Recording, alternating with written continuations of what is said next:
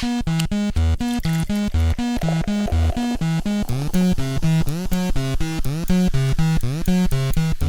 to the Pint Click Podcast. I'm Dave. I'm here with Charlie and Tony and Joel, and it is podcast number 50 for us. I don't know if you've been listening that long, but we're almost at 3 years, doing one a month or two a month, depending on what we're doing.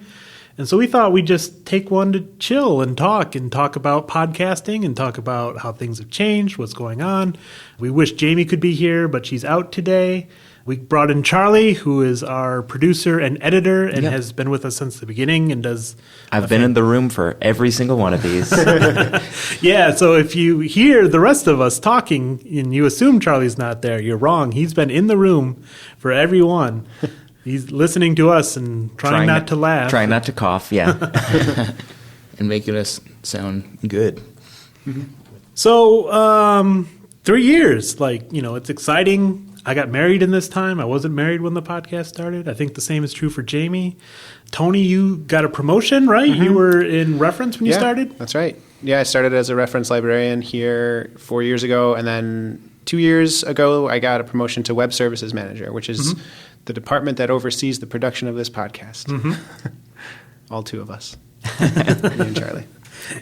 So I mentioned everyone by name. Let's just talk for a minute about who we are, because people hear our voices and maybe they don't know who we are at the library. Maybe they don't see us. Tony, you're in an office. People don't see you very often. Yeah, that's true. What do you say you do now as a web services manager? I manage a lot of the content on the website and internally a lot of the information that needs to get posted, like when a job needs to get posted or when information is updated, like policies and things like that. That's a bulk of what I do. But I'm also in charge of kind of configuring and updating a lot of the software that the library operates on in addition to the website. So there's the calendaring software, which is called Communico in library speak, and various other platforms that we use.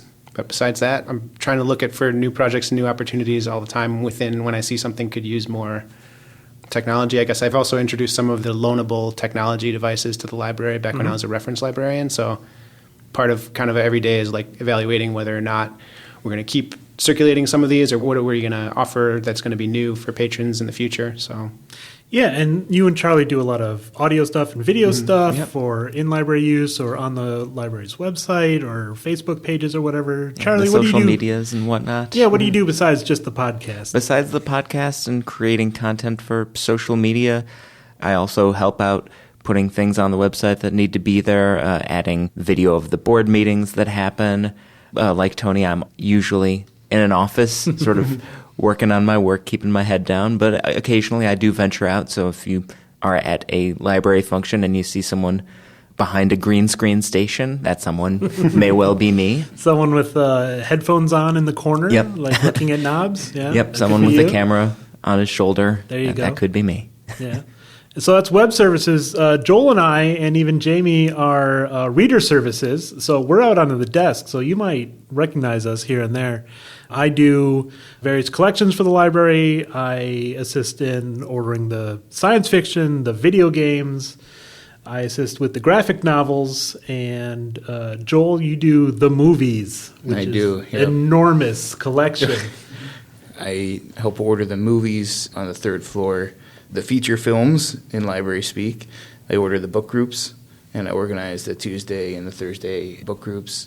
Yeah, don't sleep on that. Joel does a lot of work for the book groups. If you come to the Tuesday morning or the Thursday night or even the off-site ones that we do at various community buildings in Des Plaines, like Joel's the one buying the books. If you got your own book group and you're interested in getting some books from the library, Joel's the one you want to talk to. Yeah, we try to be a hub for whatever you need for a book group. Come on in and we can help you out with your book group. But yeah, like as you said, we're at the desk.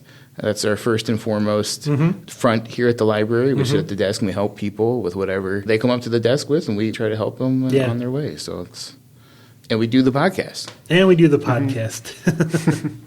So if you don't know, the podcast, we come out sometimes once a month, sometimes twice a month. We usually record once a month with a rotating group of people. I've been here for most of them. I know I missed Lord of the Rings. Charlie, of course, has been here for all of them. Yep.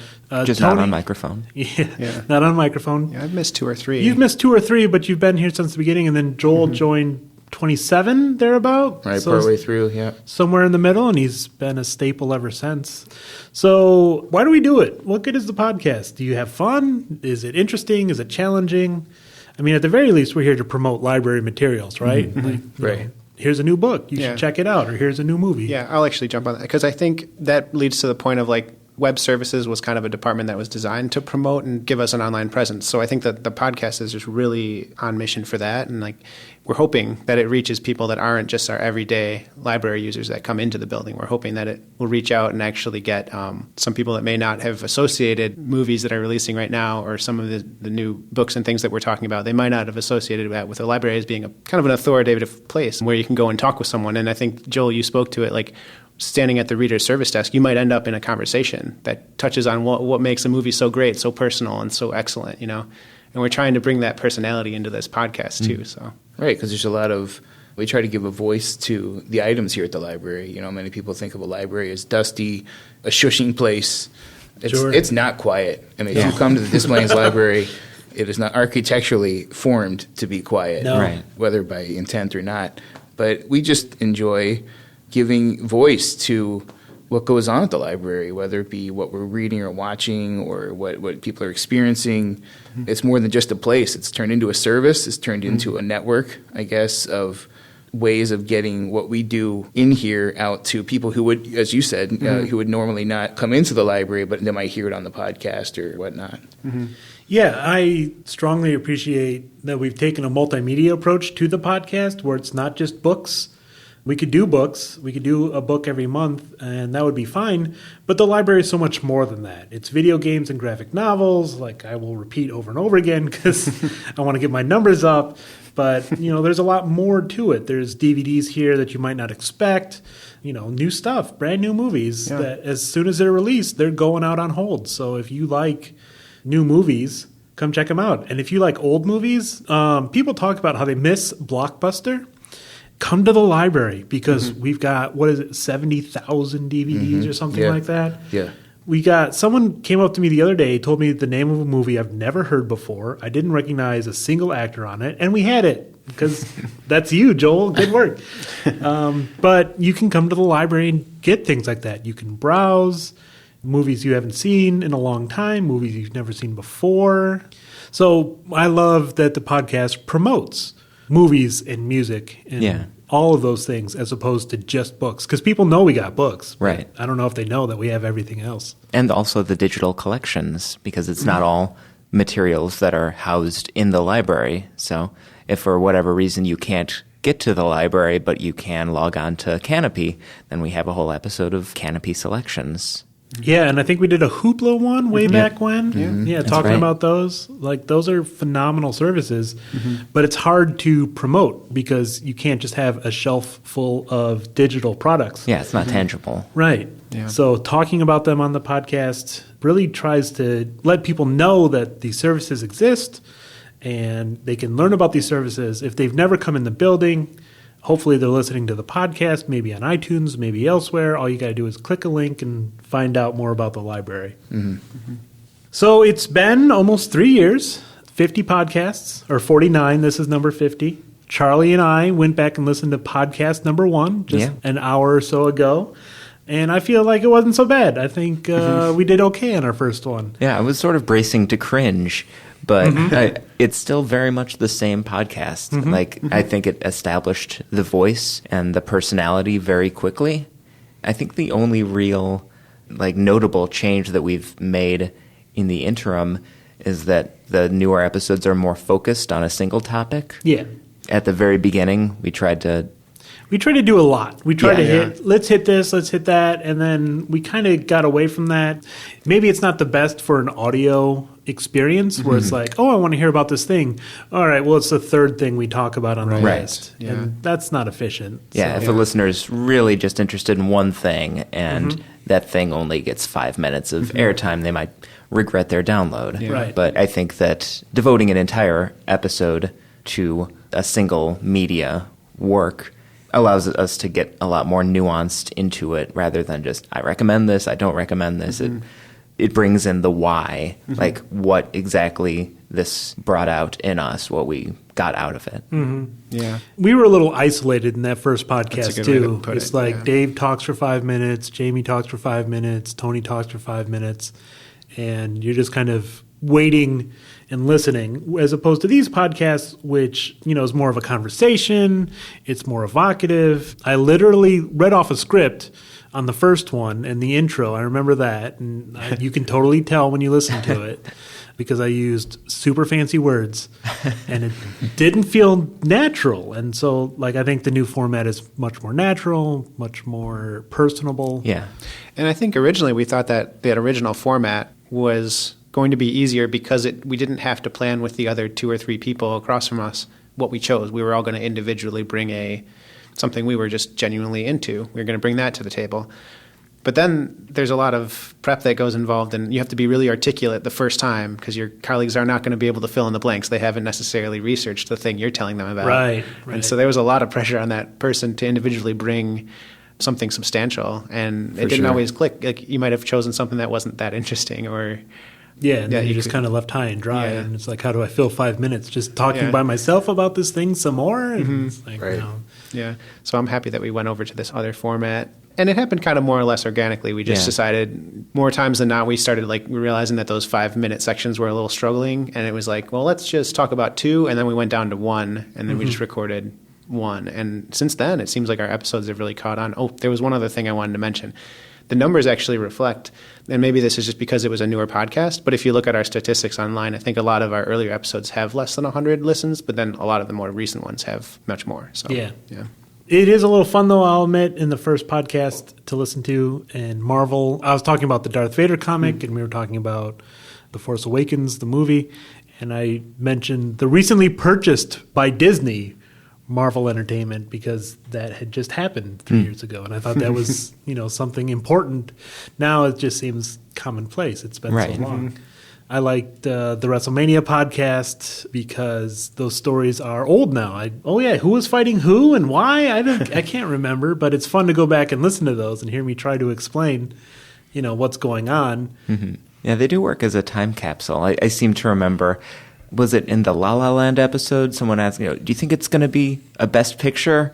And everyone went, nah. So, yeah, there's a couple of little bits of funny irony when you listen back to them. Right. That one I remember to this day. We did the Oscar one, and I watched The Revenant. And Jamie asked me, do you think Leo's finally going to win an Oscar? And I said, no. And that might be what I was thinking. Absolutely wrong about the Oscar win. Yeah. And I think it was something embarrassing, like we recorded the podcast and then the Oscars aired and he won, and then we released the podcast in which I said he won't win. I worry about that now. We also, at the end of the first podcast, we said what we were going to do on the next one, and we don't do that anymore. We have no idea what we're going to do on the next one. And then Movie Pass kind of spectacularly failed. Yeah. And did a terrible job on its customer salvaging. And I think Jamie might even still be a customer of Movie Pass. But if you follow that in the news, it's gone pretty south. And all of us were really skeptical. I think that one, that was nice, though, because we also talked about movie experiences, which now I feel like we can incorporate into any movie theater experience that we go and see. Yeah, it's kind of interesting to think. I actually really liked a lot of the ones that were just trying stuff. We're trying new stuff. Like esports was kind of fun. I remember seeing every one of Joel's reactions was priceless during that because he was just he was just baffled by the entire thing, and it was, I shouldn't say baffled, fascinated by the entire thing. No, baffled is right. Oh, okay. Yeah, fascinated too, but equal parts. Being a sports fan, I got a lot of it, but the other part of me was all of this for a video game was just just over the top of my head. It was just blowing me away. And now you see these stadiums being filled watching, and that was a really great experience. And we'll see more and more of it. I think that'll be an interesting time capsule one too, because we were just talking about Overwatch League being new then, and now we've been a year in that. Another couple of team expansions. Chicago still doesn't have a team. I know. That's unfortunate.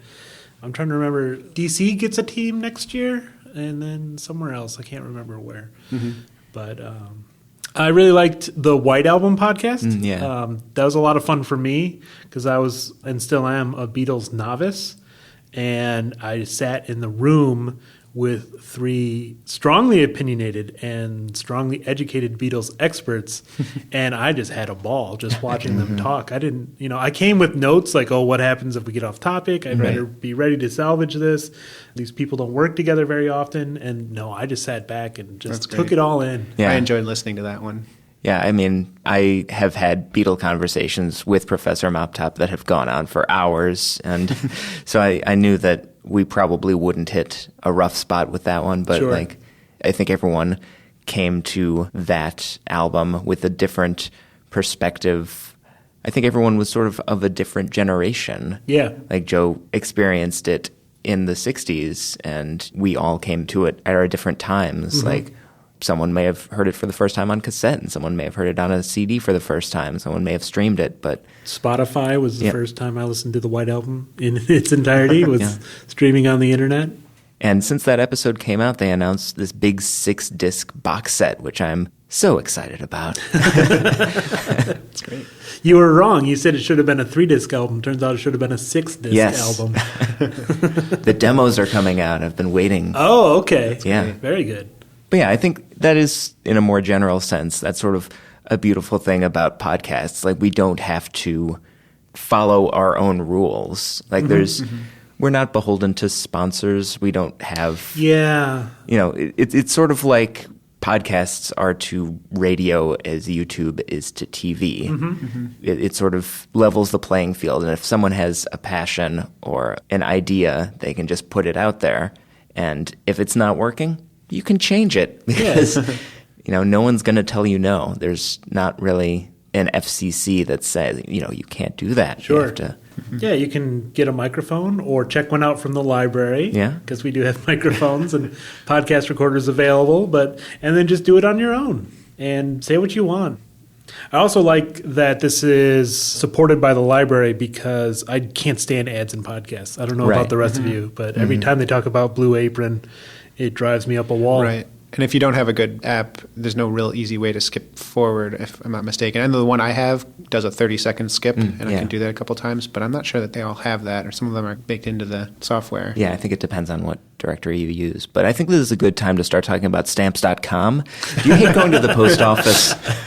Yeah, that stuff, it drives me wild. I can't stand ads in my podcast. But yeah, it's interesting that since this podcast has started, they've become so much more popular that it seems like there are those kind of tropes that people recognize now. Yeah.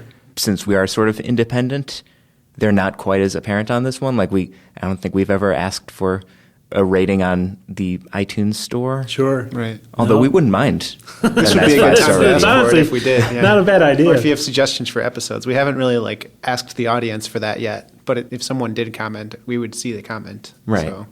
Yeah, I would adore suggestions for episodes because, like I alluded to earlier, I have no idea what we're doing next month. Yeah. It's always a wilderness. Yeah. Figure that out. Maybe, after we turn the microphones off, usually it's like, oh my God, what are we doing next time? Right. Well, and it's too late to do a Halloween horror film one, but we could just do a late one because those were some of my favorite ones to record. Yeah. And we have a lot of horror fans in the building, so we could always get guests for that. But yeah, there's really never a bad time for a horror movie podcast. And speaking of that, agreeing to talk about a thing really pushes me out of the house to do it. So in the way that a book group might lead you to read a book you wouldn't normally read, I wouldn't have seen it in the theater had we not decided that we're going to do this. Dave, you have to go. And I'm like, all right, I'll go to the theater and watch a movie. And then I did and loved it. Yeah. And so, thank you for motivating me to watch Venom on the Venom podcast we'll talk about. But I mean, I second that. We read all kinds of interesting books that I might not otherwise pick up, and we get really in-depth and talk about them from a range of perspectives of experienced readers of fiction. Jamie's a writer. We have all sorts of great perspectives on. It's a pleasure to not only read it, but I think that also speaks to the way the library operates. Is sometimes reading it is just further enhanced by a conversation when you're with someone else who's read it, with someone else who's been on that journey. Yeah. It's not just about the library materials, but how they're incorporated into all of our own contexts, into all of our own journeys. How do we use the same title or movie, and how did it affect us, and where did it drew us out to see it? It caused us possibly to, have a more open mind about this or that. It gives kind of like more of a personality behind the items here.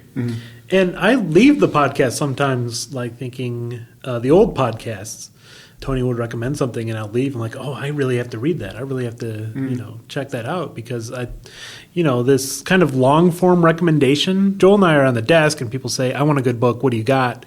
And we try to pick up something and put it in their hands right away. Like, oh, this is good. It's a thriller. It's character driven, whatever. But when you can just sit back and talk for half an hour about a phenomenal book or an amazing movie, not only is that a medium you can enjoy, like people can enjoy listening to the conversation and also get recommended to watch or read or listen to a thing that they didn't intend to. Like that's great. That's a win-win, I think. Not only is the podcast directly effective, but it's indirectly effective at promoting media and being entertaining. At least I hope it is. So people are listening, so Right. we're doing something right. Yeah. That much we know. Otherwise, to be honest, I kind of don't listen to a lot of podcasts. I used to, but this one, I think I enjoy this one more. I think when I listen to other podcasts now, I almost get kind of jealous. Like, I should be in the room. They're doing this wrong. I got a funnier joke than that. And some of the ones that I've listened to have not been. You can tell Charlie's not part of the production because it's laughable sometimes at how the editing goes. You can hear a phone going off in the distance, and you can tell it's in some guy's living room or something. But I enjoy, from this perspective of coming on board with this podcast, and now listening to podcasts, and I have a behind the scenes. I know what goes into it, the prep work, and the compare how much preparation they've done versus me, and so forth, and the conversation that they have compared to what we have, and it's a great perspective of that. When I first came on, podcasts can be challenging in the form of speaking into a microphone. For some people, it might be very intimidating, but after a while, you get to learn the personalities and enter the flow of the conversation. I think that's just another great aspect about this. I kind of get into a mode, like when I start the podcast, I'm looking down at the mic, but then as people start talking, I start looking at them and, caring about their opinions. And it's kind of great that we're all in the same room together as opposed to a lot of podcasts, which are over Skype because people aren't local and things like that. But, this is really effective just to get into a room with 3 or 4 other people and talk about a thing that you feel strongly about. And it's human interaction. That's one of the great conversations you can have is, what do you think about this? I loved it. No, I hated it. Well, why? And then that's where it gets interesting, right? Right. I enjoy how much you're not afraid to go off on tangents and to introduce sort of left field ideas into conversation. I think it adds a little bit of spontaneity into it that you just can't prepare for it. Yeah. Right. You can take notes, but as soon as somebody mentions something that you never thought of, then your notes are out the window and you're just sort of flying by the seat of your pants. Yeah, which is one of the problems we had with the early format, which was almost scripted. You could have scripted, this is what I'm going to talk about for 5 minutes and just read it out loud. But that's not what makes conversation interesting. Yeah. This is not prose. This is not meant to be read as a book. It's meant to be listened to as a conversation. The more we can do, or the more that potential podcasters can do to create something unexpected, to create something interesting, to think of things. Sometimes we'll come into a podcast feeling one way about a movie and leave feeling another way. That's incredible. Yeah. Not only for us to have that experience, but for people to listen to that process occur. Yeah, mine's being changed in real time. Right, it's like a synergy when everybody brings their parts and it advances the whole forward.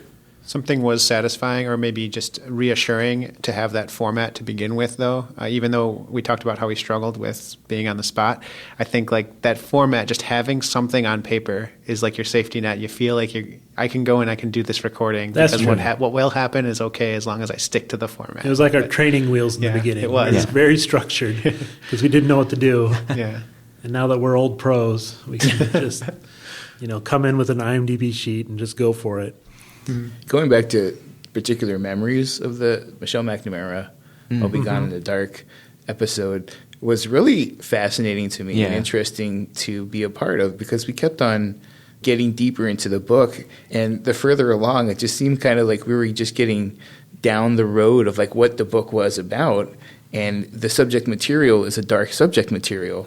And it turned into like a really dark recording. Yeah, it kind of got somber in the room. Yeah. So, and by the end of that podcast, everyone's just like slowly taking off their headphones.